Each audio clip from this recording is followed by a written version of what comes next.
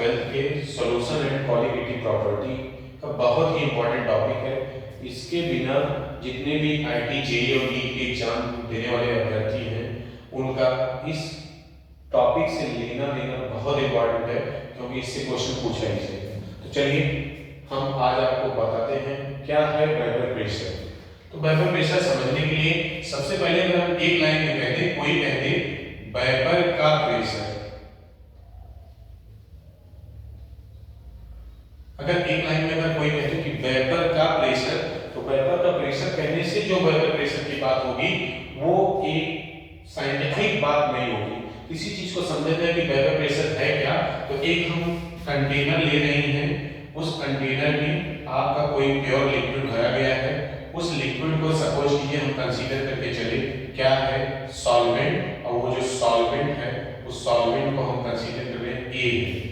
इसमें कोई भी हम एक सॉल्यूट मिला दें, जो सॉल्यूट इसमें मिलाया गया उस सॉल्यूट को हम नाम दे रहे हैं ए, उस सॉल्यूट को हम नाम दे रहे हैं बी। मतलब इसका कहने का मतलब है कि आपका एक कंटेनर लिया गया, उस कंटेनर में आपका वाटर है, वाटर में हम मिला रहे हैं कोई भी सॉल्यूट, और सॉल्यूट कैसा हो non volatile. Non volatile solute कहने का मतलब ऐसा कोई भी सॉल्यूट जिसका वेपर प्रेशर ना काज हो।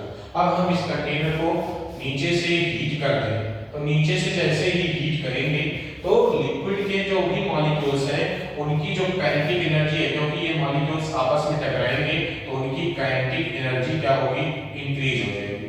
काइनेटिक एनर्जी इंक्रीज करने का मतलब होता है ये जो मॉलिक्यूल्स हैं आपस में इंटरेक्ट करेंगे, और इंटरेक्शन से होगा क्या, इनके मॉलिक्यूल्स वेपर फॉर्म में इस सिस्टम को एस्केप करके बाहर चला जाएगा। अगर कोई भी मॉलिक्यूल वेपर से एस्केप करके सिस्टम से बाहर चले गए, इसका मतलब अब ही उसका कोई प्रेशर नहीं लगेगा।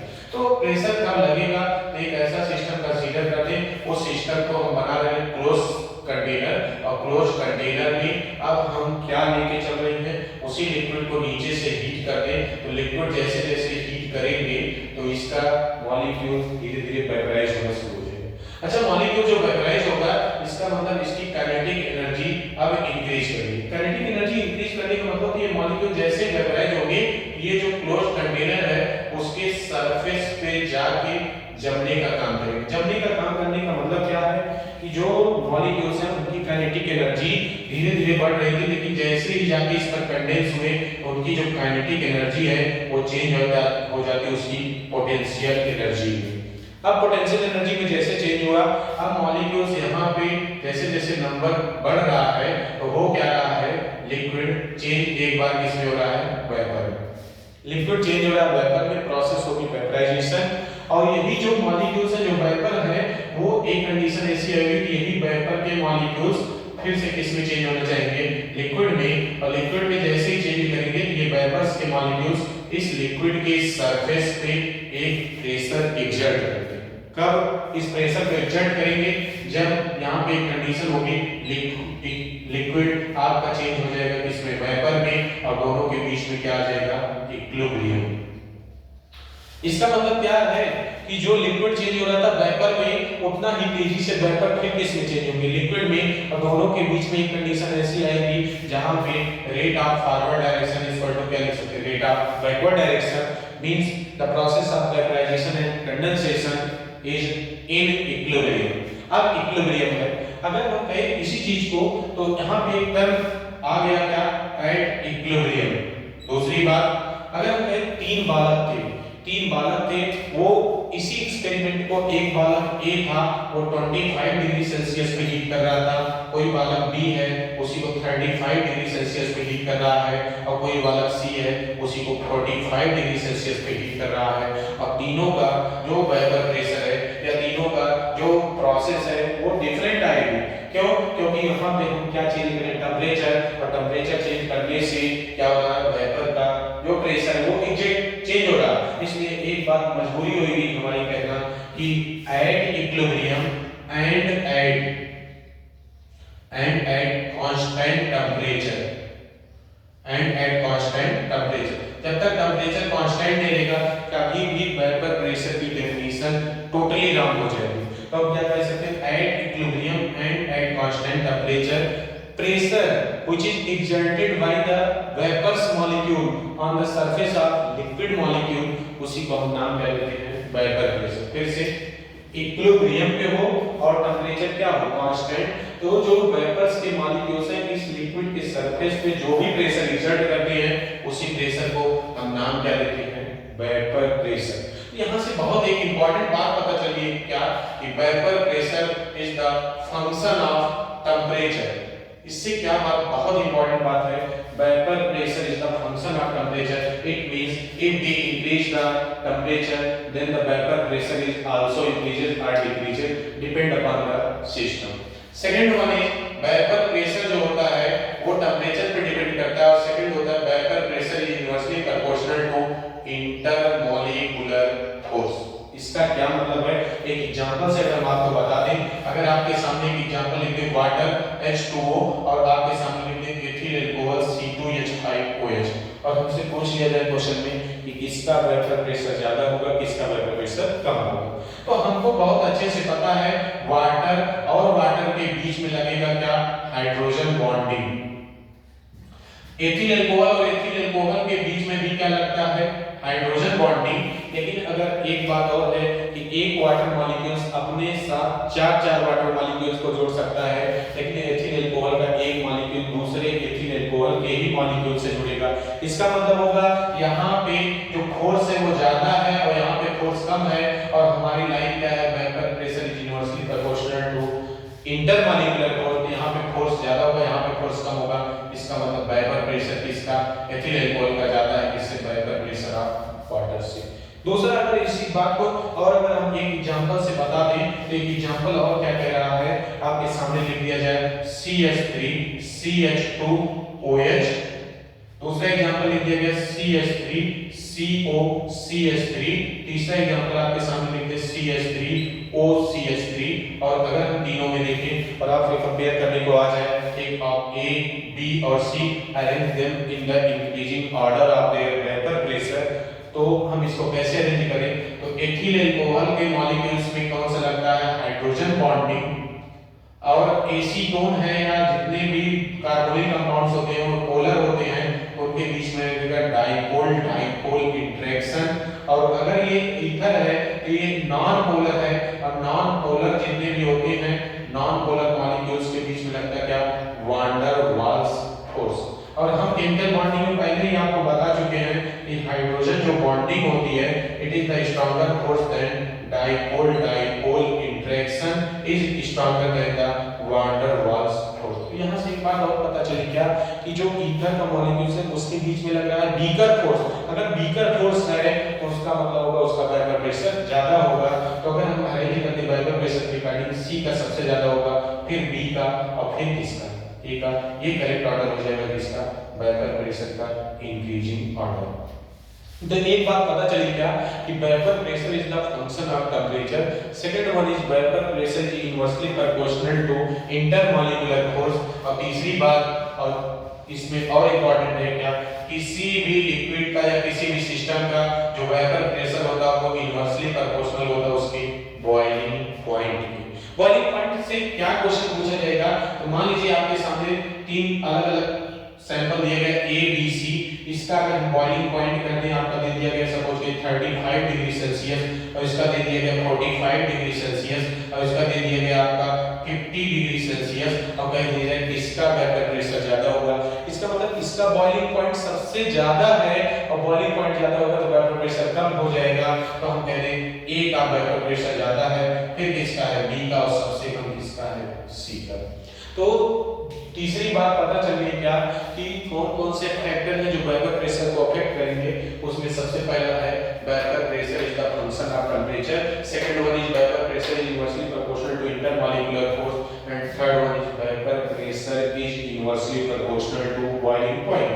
ये जो कि सबसे इंपॉर्टेंट बात है क्या, कि चौथी जो बात है उसमें देखिए, मान लीजिए एक कंटेनर लिए, कुछ उसका शेप ऐसा है, दूसरा कंटेनर लिए, कुछ उसका शेप ऐसा है, और एक कंटेनर लिए जिसका शेप कुछ ऐसा है। तो अगर हम कहते हैं शेप चेंज कर दें, इसमें अगर सपोज ये 1 किलोग्राम अगर हम कोई भी सॉल्यूट कर दें, इसमें सपोज करो 500 ग्राम आपका रखा गया है, और यहाँ पे सपोज ये 1 ग्राम रखा गया है, या 1 ग्राम अगर हम रख दें, तो वेपर प्रेशर जो होता है वो कभी भी कंटेनर के शेप और अमाउंट पे डिपेंड नहीं करता। बहुत ही इंपॉर्टेंट बात है क्या कि चार बातों से आप नीट जेईई के एग्जाम में देखिएगा क्वेश्चन जरूर पूछा जाता है क्या, vapour pressure is the function of temperature. कैसे इस चीज को हम कह सकते हैं कि वेपर प्रेशर जो है वो फंक्शन होता है टेंपरेचर का। तो उस चीज को अगर हम देखें तो एक्सपेरिमेंटली इसका ग्राफ जो है वो वेपर प्रेशर और टेंपरेचर के बीच में अगर हम ग्राफ देखें तो टेंपरेचर और वेपर प्रेशर के बीच में जो ग्राफ होता है इस टाइप से इंक्रीज करता है। और वेपर प्रेशर और टेंपरेचर के बीच में इस टाइप से अगर वो इंक्रीज कर रहा है तो उस चीज को देखिए, अगर हम सपोज करें यहाँ पे एक एटमॉस्फेरिक प्रेशर मतलब जो एटमॉस्फेयर का प्रेशर वो लग रहा है, यहाँ से एक पॉइंट अगर हम आगे बढ़ा के इसको कट करें तो कहीं कहीं वो कट होगा और इस टेंपरेचर पे जहाँ पे इसको मिलेगा इसी को हम नाम देते हैं बॉइलिंग पॉइंट। बॉइलिंग पॉइंट क्या है, जैसे आप लोग छोटी क्लास में पढ़ते आए होंगे कि boiling point is the temperature at which vapour change into the liquid. लेकिन ये बात कहना सरासर गलत है, क्योंकि जब हम 11 12 की केमिस्ट्री या 11 12 में पहुंच गए उस बात को कैसे समझे तो किसी भी लिक्विड का जो बॉइलिंग पॉइंट होता है the temperature at which vapour pressure of system is equal to the atmospheric pressure. इसका मतलब क्या है कि जो एटमॉस्फेयर का प्रेशर है और हमारे अंदर की जो सिस्टम है उसका प्रेशर बराबर हो जाएगा, उसी को हम नाम देते हैं क्या, उसका बॉइलिंग पॉइंट। उसका सबसे बेस्ट एग्जांपल है हमारे रेगुलर लाइफ में, अगर हम खाना पकाते हैं तो देखते हैं कि जो प्रेशर कुकर होता है उसमें जो भी रॉ मटेरियल रख के उसको नीचे से हीट दिया जाता है, तो जो प्रेशर का अंदर का जो प्रेशर है कुकर का और एटमॉस्फेयर का प्रेशर जब बराबर हो जाता है तभी जो सीटी आती है उसका इंफॉर्मेशन मिलता है कि एटमॉस्फेयर का प्रेशर और हमारे अंदर का जो प्रेशर वो बराबर हो गया और उसी को हम नाम देते हैं कि वो बॉयल होना शुरू हो गया। तो इस चीज को इस चीज को और भी दूसरे तरीके से समझ सकते हैं कैसे, तो हमको पता है कि मान लीजिए आपका वाटर अगर ये लिक्विड स्टेट में रहा होगा और ये चेंज होगा किसमें, वाटर किस स्टेट में, इसके वेपर फेज में। इस रिएक्शन का अगर हम इक्विलिब्रियम कांस्टेंट Kp लिख दें तो Kp क्या लिखेंगे, पार्शियल प्रेशर ऑफ H2। क्यों, क्योंकि प्योर सॉलिड प्योर लिक्विड का जो इक्विलिब्रियम कांस्टेंट होता है वो हमेशा क्या होता है, यूनिटी। तो यहां से एक बात और पता चली कि Kp जो होता है वो किसके बराबर है, पार्शियल प्रेशर ऑफ वाटर के। दूसरी जो कि केमिकल इक्विलिब्रियम में हम आपको बता चुके हैं, किसी भी रिएक्शन का equilibrium constant only and only depends upon the temperature. तो टेंपरेचर पे अगर डिपेंड करता है तो इस बात को कैसे प्रूव कर दें, तो एक फार्मूला होता है log P2 upon P1 is equal to delta H upon 2.3 R bracket में 1 upon T1 minus 1 upon T2। इस इक्वेशन से भी हम बता सकते हैं जिसको हम नाम देते हैं क्लैसियस-क्लैपेरॉन इक्वेशन। यहाँ से एक बात और भी प्रूव होती है कि अगर एक लिक्विड है उसका वेपर प्रेशर कुछ दिया होगा, एक उसके इक्विलिब्रियम कांस्टेंट है, तो उसका दूसरा निकालना होता है तो उसको हम निकाल सकते हैं डेल्टा H। इसमें क्या होता है, change in enthalpy at vaporization. तो इतनी बातें हो गई किसकी, वेपर प्रेशर की। अच्छा, वेपर प्रेशर जान गए तो इसका यूज कहां पे है, उसी चीज को आइए समझा जाए। उस चीज को समझने के लिए हमको आपके एनसीईआरटी में एक टॉपिक दिया है जिसका नाम है राउल्ट्स लॉ। राउल्ट्स लॉ ये दो है, इसमें हम सबसे पहले बात करने चल रहे हैं लिक्विड सॉल्यूशन।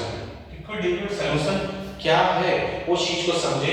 तो लिक्विड सॉल्यूशन समझना है तो पहले मान लीजिए एक कंटेनर लिए, उस कंटेनर में एक सॉल्वेंट रख दिया गया, उस सॉल्वेंट को हम मान के चल रहे हैं सॉल्वेंट आपका है B, और इसमें हम कोई भी बाहर से क्या मिलाने चल रहे हैं, सॉल्यूट। जो सॉल्यूट है उसको हम मान के चल रहे हैं क्या है A और सॉल्वेंट क्या है B।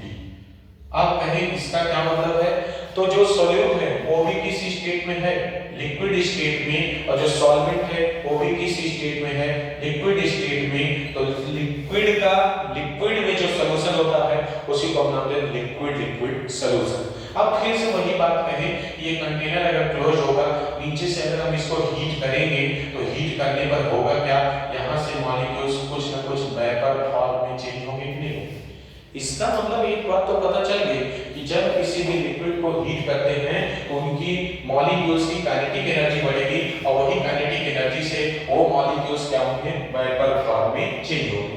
तो देखिए अगर हम कहें दो चीज पता चल गई, तो एक है लिक्विड और एक है उसका vapour.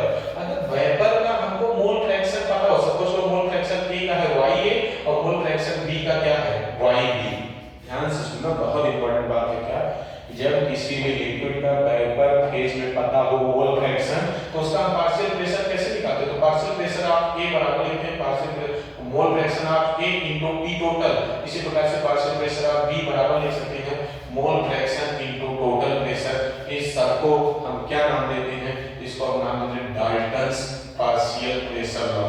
Dalton's partial pressure law बहुत इंपॉर्टेंट रिलेशन है क्या, जब किसी भी लिक्विड का वेपर फेज में पता हो मोल फ्रैक्शन तो उसका हम पार्शियल प्रेशर कैसे निकाल सकते हैं, डाल्टन्स पार्शियल प्रेशर लॉ से। लेकिन अब दूसरी बात है कि जब हमको किसी भी लिक्विड का मोल फ्रैक्शन पता हो, सपोज करो जाइए और जाइए, तब उसका हम पार्शियल प्रेशर कैसे निकाल सकते हैं, उसी के लिए कौन है राउल्ट्स लॉ। राउल्ट्स लॉ और डाल्टन्स लॉ में क्या डिफरेंस है कि जब वेपर फेज में पता हो mole fraction then we can find out the partial pressure with the help of Dalton's law. When the mole fraction of liquid is known, then we apply Raoult's law. What is the meaning of Raoult's law? तो अगर इस चीज को समझें, उनका statement क्या कहता है कि partial pressure of any component at constant temperature is directly proportional to the mole fraction of that component present in the solution. Similarly अगर हम B की बात करते हैं तो पार्शियल प्रेशर ऑफ जो B होता है वो डायरेक्टली प्रोपोर्शनल होता है मोल फ्रैक्शन ऑफ B के। तो आप सबको पता है कि अगर प्रोपोर्शनलिटी का एक कांस्टेंट आएगा तो उसको कहते हैं P नॉट A जाइए और इसको लिख देंगे क्या P नॉट B जाई B। इसको मान लीजिए इक्वेशन नंबर फर्स्ट, इसको मान लीजिए इक्वेशन नंबर सेकंड और यहाँ पे मान लीजिए इक्वेशन नंबर ये है थर्ड और ये है इक्वेशन नंबर 4। अब बहुत ही इंपॉर्टेंट बात हम बताने चल रहे हैं कि राउल्ट्स लॉ क्या है कि किसी भी लिक्विड का हमको पता हो क्या मोल फ्रैक्शन तो उसका पार्शियल प्रेशर लगाते हैं with the help of Raoult's law. क्या कहता है at constant temperature the partial pressure of any component is the multiplication of their pure vapour pressure and mole fraction. तो जहां पे P नॉट और P नॉट A और P not B की अगर हम बात करें, ये क्या है pure vapour pressure, pure vapour pressure of A and B respectively. इतनी बात समझे। अब इतनी बातों से आइए देखें एक एक करके कितने अच्छे अच्छे रिलेशन इसमें स्टेबलाइज कर सकते हैं, उसी चीज को समझें। अगर हम कहें कि A का पार्शियल प्रेशर पता है और B का पार्शियल प्रेशर पता है तो हम टोटल प्रेशर कैसे निकालते हैं, डाल्टन्स लॉ क्या कहता है कि किसी भी अलग-अलग सॉल्यूशन का पार्शियल प्रेशर का जो सम होता है वो उनके टोटल प्रेशर के बराबर होता है। इसी चीज को अगर हम और लिखें तो P टोटल P A के प्लेस में लिख सकते हैं P नॉट A जाइए और प्लस क्या लिख सकते हैं P नॉट B जाई B। और हमको क्या पता है कि जाई A प्लस जाई B जो बराबर होता है वो किसके बराबर होता है 1 के। मतलब किसी भी सॉल्यूशन में चाहे जितने कंपोनेंट रहे सबके मोल फ्रैक्शन का सम किसके बराबर होता है 1 के। यहाँ से हम लिख सकते हैं जाई B के प्लेस पे जाई A के प्लेस पे लिख सकते हैं 1 माइनस जाई B। तो इसी इक्वेशन को और हम देखिए कैसे करते हैं, P की equal to P not A जाई A के प्लेस पे लिख सकते हैं 1 माइनस जाई B और यहाँ पे लिख सकते हैं P नॉट B जाई B। अब इसी चीज को और लिखते हैं तो P not A minus P not A जाई B और प्लस क्या लिख सकते हैं P नॉट B जाई D। सिमिलरली अगर इसी चीज को और सॉल्व करते हैं तो P टोटल बराबर लिख सकते हैं P not B minus P not A into जाई B और प्लस क्या लिख सकते हैं P नॉट A। या दूसरे के रिस्पेक्ट में अगर लिखना चाहें तो इसी चीज को लिख सकते हैं P not A minus P not B और यहाँ देखते हैं कितना जाई A और प्लस P नॉट B। बहुत इंपॉर्टेंट रिलेशन है क्या, एक रिलेशन ये है और एक रिलेशन इस टाइप से है कि आपसे राउल्ट्स लॉ के जितने भी क्वेश्चन आते हैं उन सबको हम इसी फार्मूले के बिहाफ पे किसी भी क्वेश्चन को उसका सॉल्व आसानी से कर सकते हैं। अच्छा, इतनी बातें अगर आ गई तो हम देखिए एक अच्छा रिलेशन स्टेबलाइज करने चले जो कि आपके एनसीईआरटी में भी नहीं दिया गया है, वो चीज को समझिए।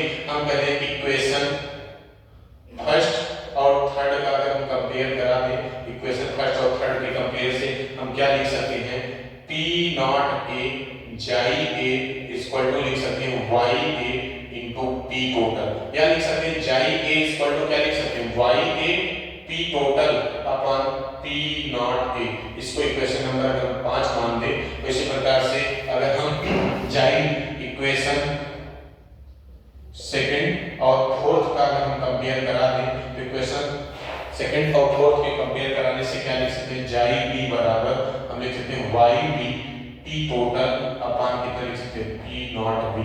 ये है इक्वेशन नंबर 6। अब आगे की बात को बहुत ध्यान से सुनिएगा। हम क्या करेंगे इक्वेशन 5th और इक्वेशन 6 को जो है ऐड करने चल रहे हैं। तो इक्वेशन 5th और 6 को ऐड करते हैं क्या लिख सकते हैं जाई ए और प्लस जाई बी बराबर हम लिख सकते हैं y a t total upon P not a plus Y b t total upon क्या लिख सकते हैं पी नॉट बी। अब ध्यान सुनना जाई ए जाई बी का सम किसके बराबर होगा 1 के। इसको लिख सकते हैं y a p total upon P not a plus Y b p total upon P not b. या इसी चीज को और क्या लिख सकते हैं 1 upon P total equal to Y A upon P not A और plus Y B upon P not B. बहुत ही इंपॉर्टेंट रिलेशन है। अच्छे से अच्छा क्वेश्चन इस इक्वेशन के सामने नतमस्तक हो जाएगा। इसको कब अप्लाई करना है इसको ध्यान सुनिए। जब हमको किसी भी लिक्विड का वेपर फेज में पता हो उसका मोल फ्रैक्शन और प्योर लिक्विड का पता हो वेपर प्रेशर तो हम उसका टोटल प्रेशर कैसे निकाल सकते हैं 1 upon P total equal to Y A upon P not a plus Y B upon P not B. जहां पे Y A and Y B is the mole fraction of vapour A and B.